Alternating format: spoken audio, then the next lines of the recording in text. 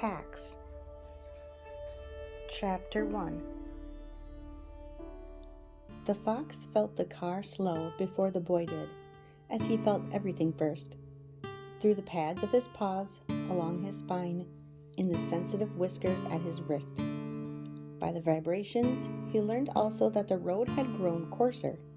He stretched up from his boy's lap and sniffed at threads of scent leaking in through the window, which told him they were now traveling into woodlands.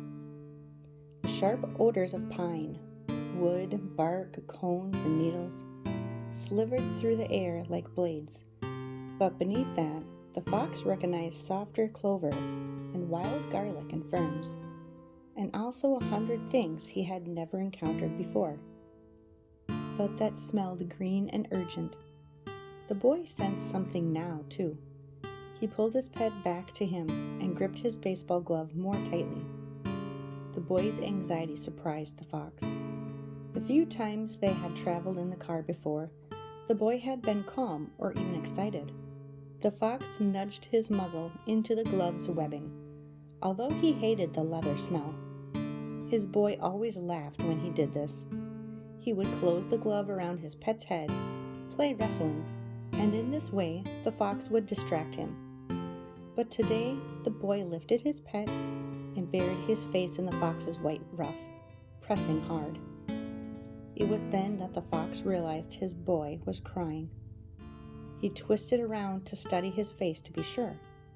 Yes, crying. Although without a sound, something the fox had never known him to do. The boy hadn't shed tears for a very long time, but the fox remembered, always before he had cried out, as if to demand that attention be paid to the curious occurrence of salty water streaming from his eyes. The fox looked at the tears and then grew more confused. There were no scent of blood. He squirmed out of the boy's arms to inspect his human more carefully, alarmed that he could have failed to notice an injury, although his sense of smell was never wrong. No blood. Not even the underskin pooling of a bruise or the marrow leak of a cracked bone, which had happened once. The car pulled to the right, and the suitcase beside them shifted. By its scent, the fox knew it held the boy's clothing and the things from his room he handled most often. The photo he kept on top of his bureau and the items he hid in the bottom drawer. He pawed at a corner, hoping to pry the suitcase open enough for the boy's weak nose to smell his favored things and be comforted. But just then the car slowed again, this time to a rumbling crawl. The boy slumped forward, his head in his hands. The fox's heartbeat climbed, and the brushy hairs of his tail lifted. The charred metal scent of the father's new clothing was burning his throat. He leaped to the window and scratched at it. Sometimes at home, his boy would raise a similar glass wall if he did this. He always felt better when the glass wall was lifted. Instead, the boy pulled him down onto his lap again and spoke to his father in a begging tone. The fox had learned that meaning of many human words, and he heard him use one of them now. No. Often the no word was linked to one of those names he knew, his own name, and his boy's. He listened carefully, but today was just the no, pleaded to the father over and over. The car juddered to a full stop and tilted off to the right, a cloud of dust rising beyond the window.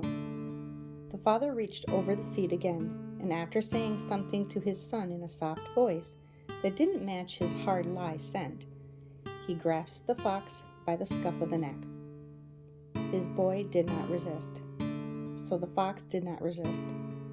He hung limp and vulnerable in the man's grasp, although he had now frightened enough to nip. He would not displease his human today. The father opened the car door and strode over gravel and patchy weeds to the edge of a wood. The boy got out and followed. The father set the fox down, and the fox bounded out of his reach. He locked his gaze on his two humans, surprised to notice that they were nearly the same height now. The boy had grown very tall recently. The father pointed to the woods. The boy looked at his father for a long moment, his eyes streaming again, and then he dried his face with the neck of his t-shirt and nodded.